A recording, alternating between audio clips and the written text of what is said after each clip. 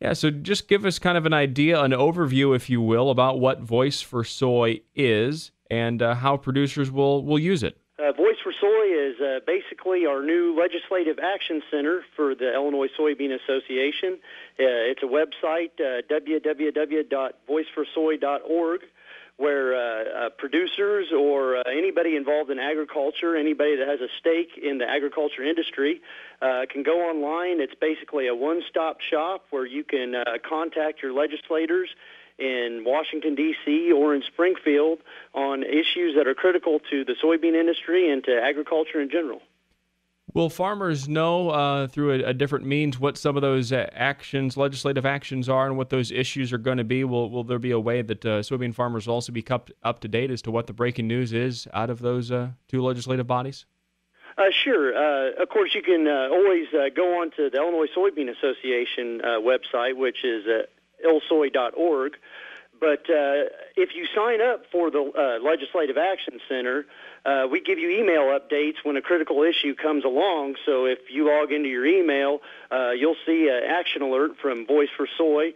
For instance, if we need to contact our senators about the Farm Bill, that'll come up in an email, and it's very simple. You just log on. There'll be a link that'll send you right to the Voice for Soy website.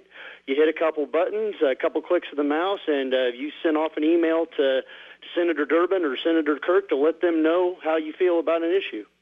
Sounds like you've been able to streamline the process a bit of making sure a busy producer still has time to react to what's going on legislatively. Oh, yeah, absolutely. That is the goal behind this. It's a very efficient program, and, producers are very busy. Right now, we're trying to get our crops sprayed, and, a producer that's effective is always busy running his business, and he doesn't have time to monitor all the things that are going on in Washington or in Springfield. And this makes it very simple, very easy to get active and involved and be a strong advocate and a strong voice for agriculture. Mike, what are some of those issues right now soybean farmers are dealing with, and what might we see maybe perhaps out of Voice for Soy? I'm sure some of the Farm Bill discussion would be something that would be monitored. Oh, absolutely. I mean, number one, paramount right now is trying to get a Farm Bill passed this year. And, of course, there's always regulatory issues coming out of Washington, a lot of animal rights issues coming out of Springfield. Those are always on the agenda, it seems like. But, of course, the Farm Bill is just absolutely so critically important right now. We really need to get something passed this year so farmers know what kind of ball field we're going to be playing on. We've got to have that stability in our industry. You have been to Washington to lobby a little bit on behalf of the Soybean Association, Illinois farmers, for that Farm Bill. Are you planning on going out again? Yes, we've got a lobbying trip scheduled here in a couple weeks for the second week of July. We'll make Hill visits, hopefully to both of our senators and also to the congressional delegation. And that seems to be a very effective way to carry our message to our legislators from Illinois. They really like hearing from producers, especially out in D.C.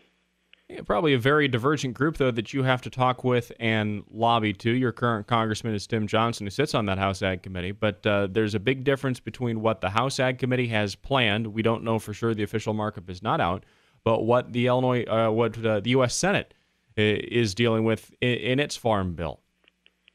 Yeah, and that is a big concern for us. From what we've been hearing coming out of the House and from Chairman Lucas, it sounds like the House and Senate could potentially be miles apart on the Farm Bill, and that never bodes well, but especially in an election year with things so politically charged, it's going to make it that much more difficult to get something passed, and that's worrisome for us. Mike, tell us right now how your fields are looking over in the eastern side of the state around Fithian. Things are looking fairly good here. It's been very dry. We had a great spring and got everything early, and things came up very well.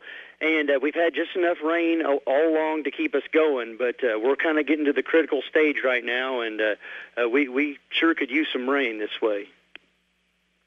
And that's what it really seems like in a lot of the parts of the state. You've had just the rains have showed up at about just the right time, but never really given you anything more to hold you over than a week or two.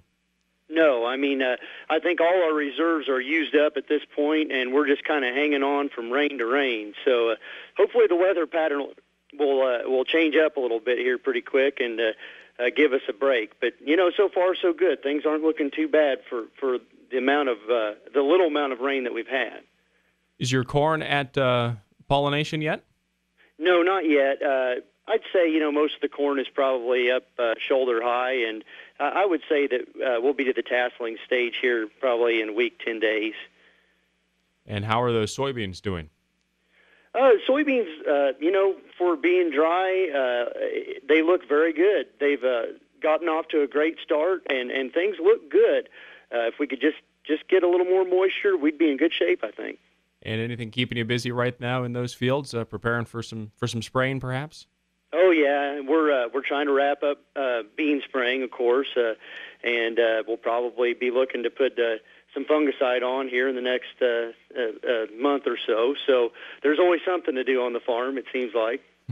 There is always something to keep you busy out there on the farm, Mike, and also with the Illinois Soybean Association. One more time, if you can, tell us all about Voice for Soy and how producers can register. Well, I really encourage producers to log on to the site, www.voiceforsoy.org. It's a very simple process to register. You just fill in your information, and it instantly splits you off into demographics and shows you who your legislators are. And it makes it very, very simple to become an advocate for agriculture.